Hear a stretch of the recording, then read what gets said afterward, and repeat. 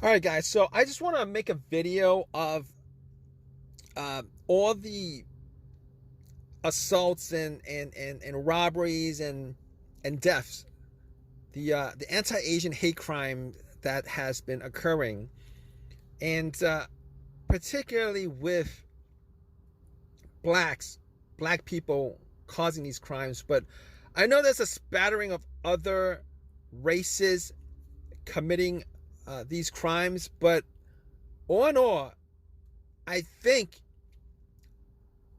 there's at least an 80%. There's an 80% statistic that blacks are causing this crime, and I just want to tell you guys why I think this is happening, and maybe just throw out a way to stop this from happening, or at least try to figure out a way for this to stop. Okay, basically, I know a lot of people are saying that this is caused by the whole coronavirus.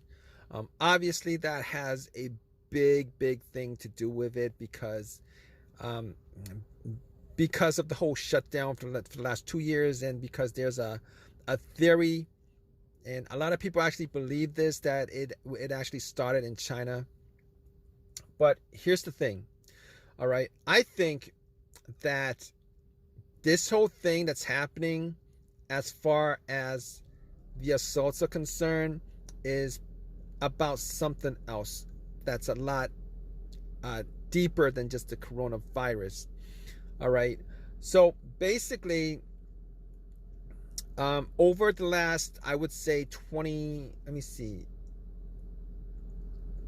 25 years, from 1995 to close to 25 years to 1995 to 2017, um, the blacks and the Jews, I think, in a way, they got together and they monopolized the media. They monopolized the media. They monopolized politics to the point where nobody else was. Everybody else was just put on the sidelines. Asian Americans, etc., etc. All right, they monopolized it. All right, there was a power play that went on, a racial power play. I've always said that there was a proxy race war, that occurred between 1995 and 2017. That's actually continues to occur at this point. But here's the thing about it. All right, during that period, right around the 1990s, early 1990s, there was a lot of racism. There was a lot of hate, animosity, racial hatred between the blacks and the whites, the blacks and the Jews. And obviously, there was the LA riots around that period, and etc., etc. The rise of hip hop culture, rap, etc., etc. Okay, so what happened was there could have been an all out race war that could have occurred at that point. However, what happened was, they scapegoated the blacks, the Jews, the whites. They essentially scapegoated Asian Americans. All right, they put so much racism on Asian Americans, and not just Asian Americans, but Latino Americans, LGBTs, etc., etc., etc. But they actually did scapegoat for the majority of, you know, of that Asian Americans. They scapegoated them, to the point where they monopolized the media, they monopolized politics, etc., etc., and they just pretty much kept Asian Americans out of it. And not only did they keep Asian Americans out of out of politics, the media, etc., etc., but they actually went out the way to commit culturally terroristic hate crimes against Asian Americans during the last 2 decades and a half or whatever. All right, but here's where it changed up around when Trump was elected, 2017. uh, 2016, 2020, not only was Trump elected, but um, we, there's there's an internet, but social media blew up. Social media blew up. That allowed for a difference in thinking. All right, that allows for people to speak up about um, hate crimes. That allowed people to look in retrospect on the racism and calling people in movies and TV shows and calling them all out on all kinds of biased behavior, whether it's biased behavior towards the LGBT community, whether it's biased behavior towards Asian Americans, whether it's biased behavior towards Latino Americans. The rise of the SJW essentially killed off the monopoly of blacks and Jews and whites in this country to continue to monopolize influence over society. So Asian Americans, the also I would say that the rise in the population of Latino Americans have pretty much pushed against all the racism, all the scapegoating of Asian Americans by whites, by blacks, and by the Jews, but by the blacks and by the Jews specifically, because they monopolize the media for a large portion of that time. Now they can't do that anymore. They can't scapegoat Asian Americans anymore as far as making them look bad, committing racism towards them, racial bashing of the race. They can't do that anymore. All right, and that's the problem, because they can't do that anymore. It allows for Asian Americans, Latino Americans, LGBTs, Muslim Americans, everybody else to have a place in the social structure of this country, to have a place in the corporate structure of this country, to have a place in the entertainment structure of this country, and they don't like that. All right, they're looking at that and they're saying, they're saying, how are they now being legitimized by social justice warriors, by the media? All right, it legitimized Asian Americans, it legitimized Latino Americans, it legitimized LGBT, it legitimized everybody who they actually went out the way to denigrate, to commit racist acts towards, to put down in a way that it delegitimized their place in any portion of the social structure of this country. And every one of those people who committed these acts, and I'm not just talking about entertainers, I'm not just talking about comedians or corporations or the advertising industry. I'm talking about like throughout society as a whole. It's now coming home to roost. All right, it's now coming home to roost. Every one of these entertainers who were comedians, even just the average person, who was able to get away with the racism that they committed on Asian Americans, Latino Americans, LGBTs, etc. They can't get away with it at this point.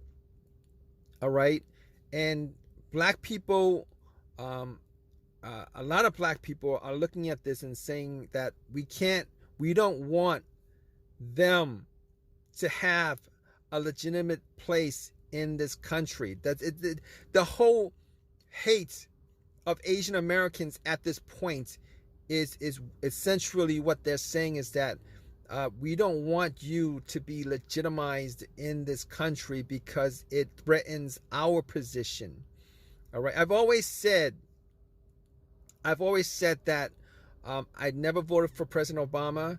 And it wasn't because he was black, but I didn't think that that the first minority president in this country should have been black. The first minority president in this country should have been an Asian Americans, a Latino American, somebody who had the credentials, who was absolutely, who had the credentials, who was hardworking, who had the credentials, who didn't have the amount of negativity as far as factual statistical negativity that existed in the black community, as far as not being academically successful, not being industrially successful, the high crime rate, the high murder rate, the high rape rate, the high STD rate, the high birth out of wedlock rate, the high dropout rate, you name it. You looked at all the statistics, and I don't think a person of that group should have been elected president of the United States. But I mean, if you're gonna hate me for it, if you're gonna hate me for this, for saying this, flip it around. All right, flip it around, and if Asian Americans or Latino Americans had those kinds of statistics, and somebody from their group was running for president, would you, as a black person, just sit there and say, you know what, yeah, they deserve it? You wouldn't. So don't hate me for throwing out that fact. But I'm actually going off the rails right now as far as what I'm saying. All right, and I've always said that they want this country, I'm talking about blacks and certain Jews and certain people, to go back to 2001. So we had a president of the United States, President Trump, who wanted to go back to 2000 for this country to go back to the social environment that it was in 1981. So blacks at this point want this country to go back to 2001, where they and the Jews and the whites actually monopolized this country. All right, where the Latino population, even though at 2000 it actually eclipsed black people, the Latino population wasn't a factor that would have consequences to them. But because in 2021 the Latino American population has grown exponentially, the Indian population, the South Asian population, the Asian American population, all these the Muslim population has grown exponentially, that they are feeling threatened. And on top of that, you have China actually maturing as a superpower, or in the process of maturing as a superpower at this point. It actually threatens them as far as their place in this country. And this is why the hate crime that you're seeing at this point, because they want to reset it, for their convenience. They want to reset it for their to benefit their position in this country. But it's never going to happen. Okay, Donald Trump couldn't get to 1981 back. You guys will never be able to get 2001 back, because this country has changed too much physically. This country has changed too much, and as far as population is concerned, the social environment has changed too much for you guys to be able to get back the monopoly that you had in 2001 to 2017. That's never, ever, ever going to happen again, as a result of Twitter, as a result of the whole social justice warrior movement, as a result of every other group, LGBTs, Latino Americans, Asian Americans, Muslim Americans, having a voice at this point. Okay, you guys will never be able to get that back. And the truth about it is, you guys never actually should have been able to monopolize the media during those 2 decades and a half to begin with. And the Jewish people who actually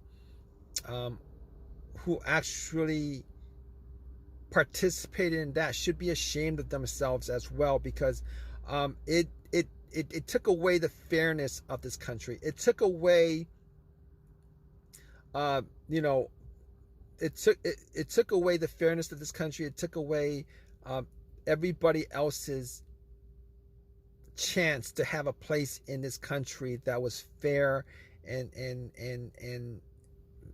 you know, that was fair. It's just absolutely 100% wrong what happened for the last 20 years, 25 years in this country. And I've always said that the biggest change in this country happened within the last 25 years. All right, the biggest change has happened within the last 25 years, but there is a bigger change that's happening since around 2017, 2018, when social media took over and the rise of the social justice warrior is now a huge influence on society. And me personally, I am a big supporter of SJWs because I've always said that they have made it, you know, a rising tide lifts all boats.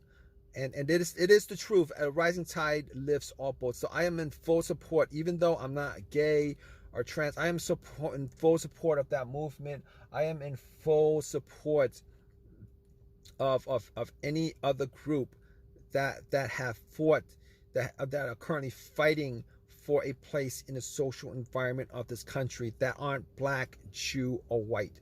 All right, and the reason why I constantly say this and bring up these three groups, the blacks, the Jews, and the whites, is that they should never have been able to monopolize the media, the politics of this country as much as they have from 1995 to 2017. There's such a wrong about that because it kept everybody else on the sidelines, and they made sure to keep everybody else on the sidelines. And it was those 2 decades and a half was just absolutely a decade, 2 decades and a half of just cultural terroristic activity from these three groups. And I hope that in the coming years that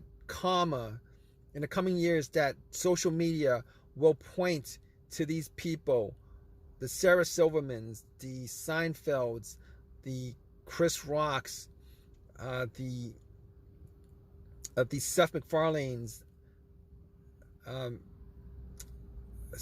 guys from South Park. All these people kind of contributed to the racism that was committed against Asian Americans. All right, they're not anti-woke people. These people are woke people for certain groups because of consequences, because they are of that race, but they are not anti-woke by any means. They are selectively woke for either blacks or Jews for one reason or another. These people are not anti-woke in the vein of an Archie Bunker, who when he commits his when he does his racist thing, he's racist towards everybody and not just picking out who he's going to be racist towards and who he's not going to be racist towards. So